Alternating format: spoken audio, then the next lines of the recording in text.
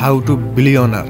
ধনী তো সবাই হতে চায় না, কিন্তু কয়জনই আর পারে? বিল গেটস কেন এত ধনী? তিনি 1987 সালে মাত্র 31 বছর বয়সে বিলিয়নার হয়েছেন। তার মোট সম্পত্তি 118 বিলিয়ন, যা প্রায় 14 লক্ষ কোটি টাকা। আমি বিল গেটস এর জীবন নিয়ে অনেক আর্টিকেল ও বই পড়েছি এবং স্টাডি করে 3টি প্রধান কারণ খুঁজে পেয়েছি যার জন্য তিনি এত ধনী। এই 3টি ফর্মুলা গুরুত্বপূর্ণ। 3 নাম্বার স্টেপটি না থাকলে আমার মনে হয় না তিনি পৃথিবীর সবচেয়ে ধনী ব্যক্তি হতে পারতেন। তাই আপনিও যদি মিলিয়নার বা বিলিয়নার হতে চান তাহলে আজকের এই ভিডিওটি শেষ পর্যন্ত দেখতে থাকুন।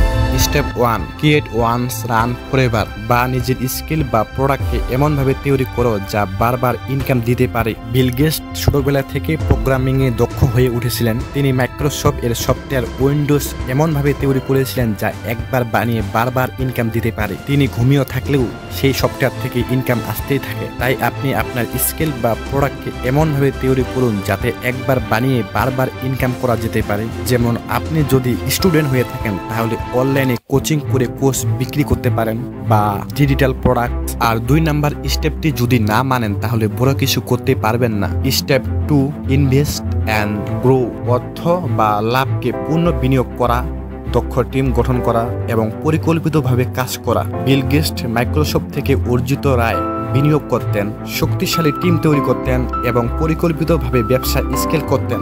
বড় বড় রিস্ক নিতেন, তাই রিস্ক না নিলে বড় কিছু করা যায় না। আর এবারে শেষ স্টেপটি বিল গেটসকে উচ্চ মাত্রায় পৌঁছে দিয়েছেন। Step 3, time it right, scale fast, বা সুযোগ হাতছাড়া করো না। বিল গেটস সঠিক সময়ে বড় সুযোগ ধরেছিলেন। একবার একটি সাংবাদিক বিল গেটসকে জিজ্ঞাসা করলেন, আপনি এত ধনী কেন? তখন বিল গেটস দাঁড়িয়ে পকেট থেকে একটি চেক নিয়ে তাকে দিয়ে বলে, তোমার যত টাকা দরকার লিখে দাও, আমি সাইন করে দেব। তখন সাংবাদিক বলে, স্যার আপনি আমাকে ভুল বুঝছেন, আমি এটা বলতে চাইনি, আমি শুধু জানতে চেয়েছি আপনি এত ধনী কেন। তখন বিল গেটস উত্তরে জানায়, আমি সুযোগকে কাজে লাগিয়েছি। এই যে এখনই তুমি একটা সুযোগ পেলে কিন্তু কাজে লাগাতে পারলে না। তো এভাবে বিল গেটস বিলিয়নার হয়েছিলেন।